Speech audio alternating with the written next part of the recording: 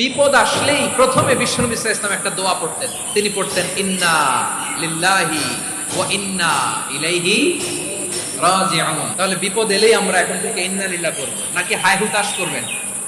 একদল আছে হাই হুতাশ করে, হায় আল্লাহ রে মোর কি হইল রে, মুই কি হরমু রে, মুই কমবে যামু রে, এরকম বিলাপ করতে নিষেধ করেছেন বিশ্বনবী। কি করব, কই যাব, কি হবে, হায় হায়, এরকম হাহুতাশ আছে না নাই? বিশ্বাসীরা হাহুতাশ করে না, তারা ইন্না লিল্লাহ পড়ে। তারপরে বিশ্বনবী পড়তেন আল্লাহুম্মা আজুরনি ফি মুসিবাতি ওয়াখলুক লি খায়রাম মিনহা।